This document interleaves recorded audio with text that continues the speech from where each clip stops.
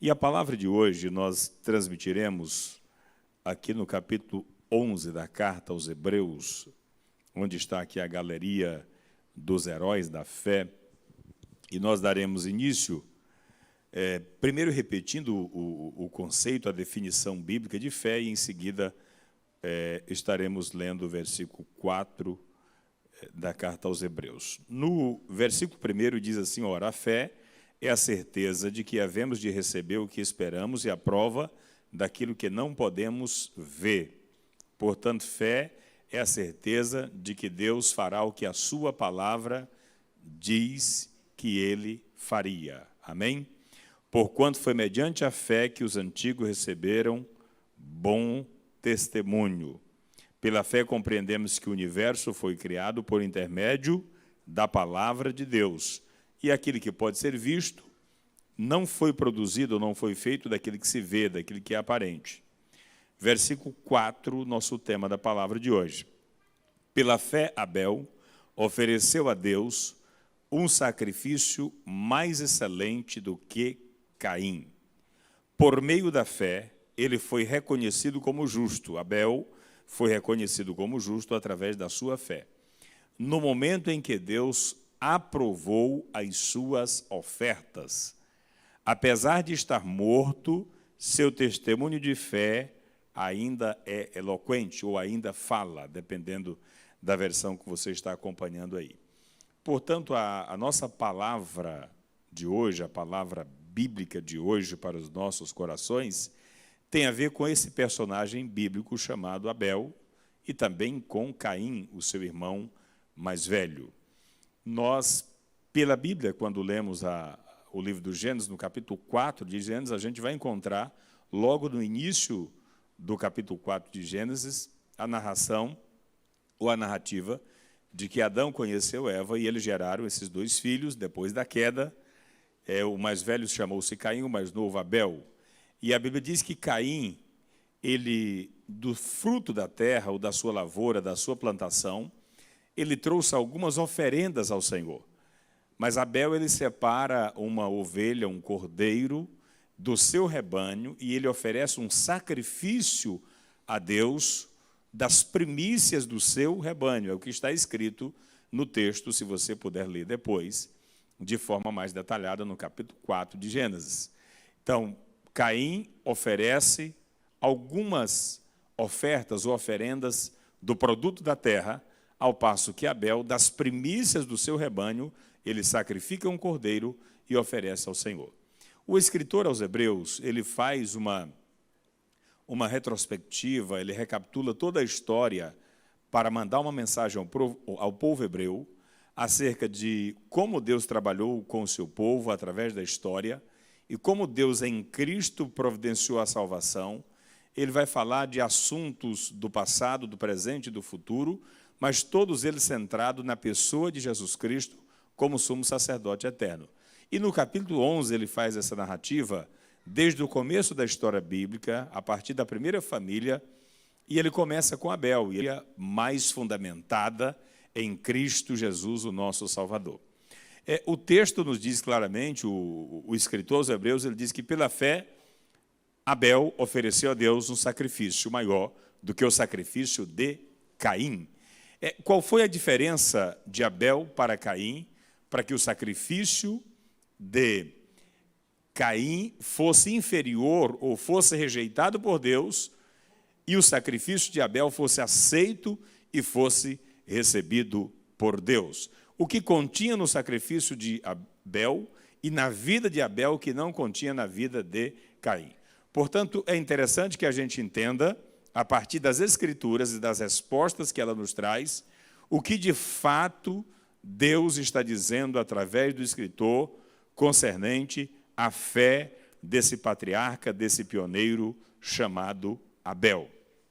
Abel era o filho mais jovem de Adão e Eva, como já dissemos aqui.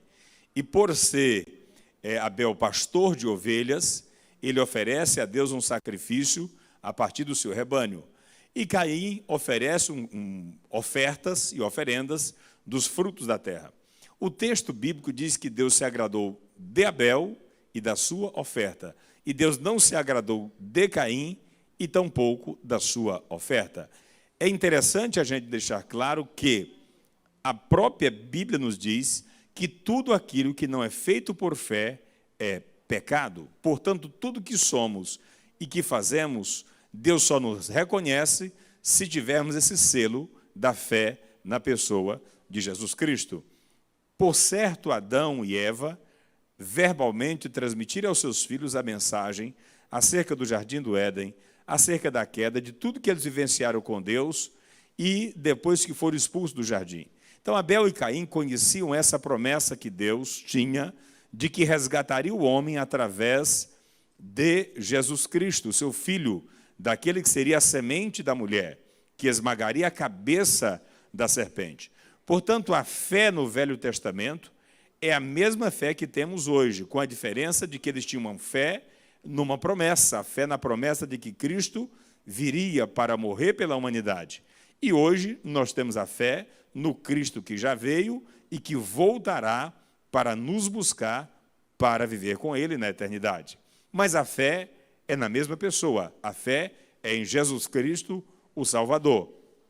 E Abel aqui, ele, na tipologia bíblica, ele é um tipo de Cristo, ele aponta para Cristo, ele aponta para a igreja, ele aponta para os profetas, ele aponta para aqueles que creram em Jesus Cristo antes que esse se manifestasse na terra, antes que esse viesse ao mundo. Conhecendo Abel esta promessa, a partir dos seus pais, a partir da pregação dos seus pais, Abel acredita nesta promessa. Caim, no entanto, pelo que se vê na Escritura, não é daqueles que acreditam nesta promessa. Caim é daqueles que produzem e desfrutam da bênção de Deus, desfrutam do fruto da terra, daquilo que a terra pode oferecer, e a Bíblia diz que ele oferece algumas coisas para o Senhor, mas Abel separa das primícias e traz diante do Senhor. A gente pode ver uma diferença abismal entre Caim e Abel. Caim é daquele tipo de pessoa que trabalha com a sobra, que trabalha com aquilo que não vai lhe fazer diferença, com aquilo que não lhe custa nada ou não lhe custa muita coisa. No entanto, Abel é daqueles que se preocupam em oferecer a Deus o melhor que tem, o melhor de si. É daqueles que se preocupam em oferecer a Deus a essência. E além de oferecer aquilo que é o melhor, Abel tem a preocupação de separar das primícias, daquilo que não tem defeito, do primeiro, daquilo que honra a Deus. Portanto, a gente vê no caráter de Abel e no caráter de Caim uma diferença no que diz respeito à necessidade de prestar honra a Deus. E a honra é um ponto fundamental naqueles que querem agradar a Deus. A fé de Abel tem a ver com o seu desejo e a sua necessidade de honrar a Deus. Por que ele honra a Deus? Por amar a Deus e por querer voltar para o jardim do qual seu pai falou, por querer herdar novamente a promessa e o propósito para o qual Deus havia criado o homem. Mas Caim é daqueles que estão na terra e quer desfrutar das coisas da terra. A fé verdadeira, no Deus verdadeiro, nos motiva a oferecer a Ele o nosso melhor, de maneira que, com o coração liberal, contrito, quebrantado, nós entendemos que tudo o que temos e recebemos vem de Deus e tudo, portanto, volta para Deus e deve voltar de maneira honrosa. Mas o coração de Caim é o coração daqueles que deseja suprir as suas necessidades, que deseja satisfazer os seus próprios desejos e viver de acordo com a sua vontade.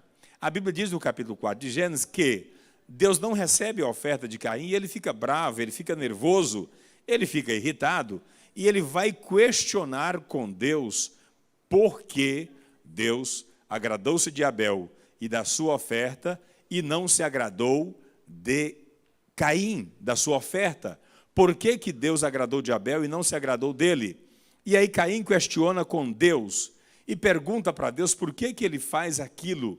E Deus responde para ele. Deus fala com Caim: Caim, por que você está nervoso? Por que você está contrariado? Por que você está triste? Por que o teu semblante está caído? Por que você está contrariado? Por acaso você não deu a sua oferta de coração? Você não fez com fé? Mas o problema é que Abel estava voltado para a recompensa. é o tipo de pessoa que oferta a Deus, que presta um culto a Deus, que entrega a vida a Deus com interesse de ser beneficiado. Existem muitas pessoas com esse tipo de fé. Uma fé que me produz benefícios materiais e transitórios. Uma fé que vai produzir resultados imediatos. Uma fé que vai produzir para mim benefícios para o meu próprio ego, para o meu próprio ventre. Mas a fé de Abel não é esta fé interesseira. A fé de Abel é a fé de quem traz um sacrifício por gratidão a Deus, por aquilo que ele já havia recebido e por causa da promessa que Deus tinha para com a humanidade. Portanto, existe uma diferença de fé. E o fato de Deus responder a Caim, ele de maneira nenhuma se arrepende porque Deus não receber a sua oferta e não se agradar dele. Pelo contrário, Caim, ele cai de vez no seu orgulho, na sua soberba, na sua tristeza de coração, e ele coloca no seu coração matar o seu irmão Abel, e ele acaba consumando isto. Ele mata o seu irmão, porque Deus agradou do seu irmão e não se agradou dele. Ora, Deus havia recebido Abel. Ele deveria buscar entender por que Deus havia recebido Abel e não havia recebido ele o seu sacrifício. E não matar a Abel, não eliminar a Abel. Mas a fé de Caim é essa fé horizontal, essa fé voltada para as coisas materiais. Tem pessoas que vivem uma vida religiosa, uma vida de fé, mas o seu coração está plenamente voltado para os benefícios que essa fé pode lhe trazer, para as recompensas que essa fé pode trazer para o seu coração e para a sua vida. No entanto, a fé de Abel, primeiro, é a fé no Cordeiro de Deus que tira o pecado do mundo. A fé de Abel é a fé na promessa que Deus tinha para a humanidade. Segundo, a fé de Abel é a fé que faz dele alguém disposto a viver plenamente a sua vida, a viver plenamente o propósito e a promessa que Deus tinha. O que diferenciou o ofertante do outro? A fé. Abel está aqui, registrado no capítulo 11 de Hebreus, como aquele que oferecia a Deus um sacrifício mais excelente do que o sacrifício do seu irmão. Por meio da fé, a Bíblia diz que ele foi reconhecido como justo, como fiel, e Deus aprovou as suas ofertas. E mesmo depois de morto, o testemunho, o legado de Abel continua falando. A fé que tem relação com o propósito é a fé que deixa uma mensagem o tempo todo. As pessoas que vivem em propósito e que a sua fé é a fé verdadeira, no Deus verdadeiro, mesmo depois que ele vai embora desta terra, a sua mensagem continua ecoando. Caim e Abel, que faziam parte da família de Adão e Eva, eram filhos, viveram lá no início de tudo. No entanto, agora, há 2000 anos depois de Cristo, há milhares de anos depois de Abel, o testemunho dele continua falando. Nós estamos aqui hoje testificando do primeiro desses homens citados no capítulo 11 da carta aos Hebreus, de que a fé deste homem fez toda a diferença na vida dele e continua a estimular outros a ter fé, continua a estimular outros a crer, continua a estimular outros a fazer o seu melhor, a ter uma vida de excelência, a trazer ele, a sua adoração e tudo que tem diante de Deus como honra diante do Senhor. Portanto, nesta palavra que vos deixo nesta noite, eu gostaria de deixar para você aqui algumas aplicações para a sua vida. Abel compreende que Deus dará o melhor de si para salvar a humanidade. Portanto, ele, Abel, dará o melhor de si para cultuar a Deus. Abel é do tipo de cristão, do tipo de crente, que ele traz a sua oferta para o culto em espírito, alma e corpo. Ele vem junto para a adoração e ele oferta daquilo que ele tem de melhor. No entanto, Caim é daquele tipo que entrega a sobra e acha que fez muito e quer cobrar de Deus uma recompensa pela sobra que ele entregou. Abel é do tipo de cristão que está disposto a acreditar naquilo que é uma promessa, ainda que ele não vivenciou, não experimentou, mas ele crê por causa da palavra. Caim é daquele tipo que acredita apenas na recompensa concreta, no aqui e agora, naquilo que ele pode ter na mão. E é muito fácil a gente identificar isto, porque nos momentos difíceis da vida, a nossa fé ela vai se manifestar. Nas crises, nas adversidades, a fé se manifesta, se ela é verdadeira ou se ela é uma fé conveniente, se ela é uma fé interesseira, se ela é uma fé que busca apenas satisfazer o seu próprio ego. Caim, eu diria que é um tipo de igreja, Abel é um outro tipo de igreja, de cristão. Caim é do tipo de igreja, é do tipo de cristão que procura cobrar de Deus, extrair de Deus a recompensa imediata. No entanto, Abel é do tipo de cristão que se contenta com Deus por tudo aquilo que ele já fez e agradece antecipadamente por aquilo que ele fará. É porque a fé tem a ver com o propósito. Eu sei que a minha vida está aqui para cumprir um propósito, para cumprir uma missão. Portanto, a igreja de Caim é a igreja daqueles que questionam, é a igreja daqueles que não conseguem entender, é a igreja daqueles que não conseguem aceitar o não de Deus para a sua vida. No entanto, a igreja de Abel é a igreja daqueles que têm compromisso verdadeiro, daqueles que estão dispostos a entregar, se for, a sua própria vida para a salvação em favor do propósito para o qual ele vive. Abel e Caim são para nós dois exemplos clássicos da Bíblia, nessa galeria de heróis da fé.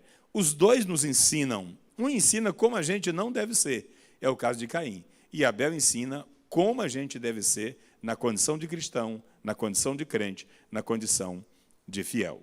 E eu quero concluir esta palavra aqui hoje para você, para nós orarmos daqui a pouco, e dizendo isso para você, que a nossa fé precisa ser fortalecida.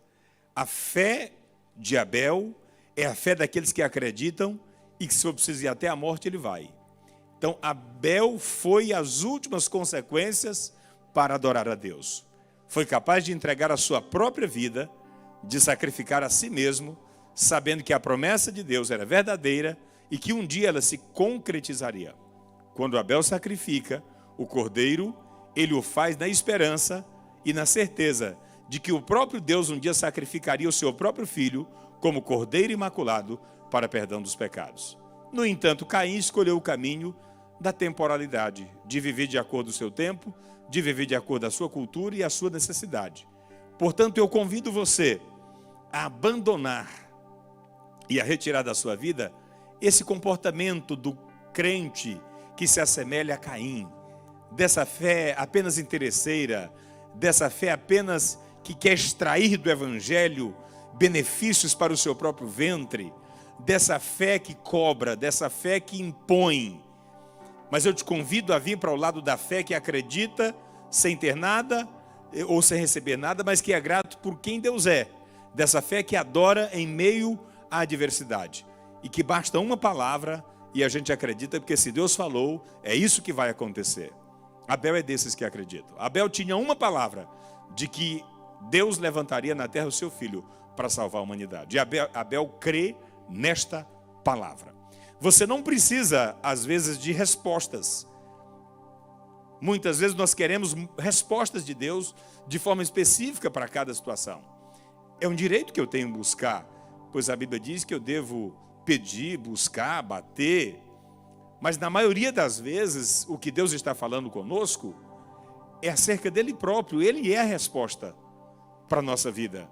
E a gente está querendo algumas respostas em áreas que a gente está embaraçado. A gente não consegue se desvencilhar daquilo que é interesse nosso e a gente acaba se voltando para aquilo que é transitório e passageiro e se esquece daquilo que é eterno. Eu te convido nesta noite a olhar com esperança para a eternidade, a olhar com esperança para o futuro, olhar com esperança para o presente, a olhar com esperança para a Bíblia Sagrada, sabendo que a Bíblia é a revelação máxima de Deus aos homens e a Bíblia é a promessa de Deus para o homem. A Bíblia prometeu que Jesus viria e ele veio. A palavra de Deus disse isso e ele veio. E a Bíblia disse que ele voltará e nós cremos que ele voltará. É por isso que nós estamos aqui, porque nós temos esperança que um dia ele voltará para nos buscar, para nos levar para estar com ele por toda a eternidade. Portanto, eu agradeço a Deus pela sua vida e deixo essa palavra de estímulo para que a sua fé seja potencializada a cada dia. E eu termino essa palavra te convidando à segunda epístola de Pedro, no capítulo 1, para que você possa acrescentar à sua fé alguns ingredientes. Quando Pedro escreve dizendo que você deve acrescentar à fé, primeiro, a virtude. Para que a sua fé possa ser crescente, você deve acrescentar à sua fé a virtude. Além da virtude, você deve acrescentar à virtude o conhecimento. Mas não pare só no conhecimento, porque o conhecimento por si só não vai te levar a viver a vida que você precisa viver de fé. Você precisa acrescentar o domínio próprio, para não ficar soberbo. É preciso ter equilíbrio, é preciso ter temperança, é preciso dominar o seu próprio ego, a sua própria vida. Além do domínio próprio, a Bíblia diz que você deve acrescentar perseverança. É preciso perseverar equilibradamente. O que a fé precisa fazer em nós? Isso aqui. Ela precisa me fazer a cada dia ter virtude, conhecimento, mas eu perseverar tendo domínio próprio. Eu venci hoje, amanhã eu preciso vencer de novo, depois da manhã novamente, assim eu sigo a minha trajetória, vencendo através da fé verdadeira. Mas além da perseverança, eu preciso acrescentar a piedade, a devoção. Nós estamos vivendo um tempo que ninguém está controlando ninguém, cada um está na sua casa, na sua intimidade. Eu pergunto, como tem sido a sua vida na sua intimidade? Não tem obreiro, não tem pastor, não tem líder religioso algum acompanhando pessoalmente a vida de ninguém. Mas o que você tem feito da sua vida? A sua vida tem sido piedosa, ela tem sido devota ao Senhor, lá na sua intimidade, no seu lar. É você e Deus nesse momento. Além da piedade, a Bíblia diz que você deve acrescentar a fraternidade, o amor ao próximo, o amor aos irmãos. A sua fé precisa ter mais esse ingrediente. E, além da fraternidade, o amor verdadeiro. Tudo isso se resume no amor.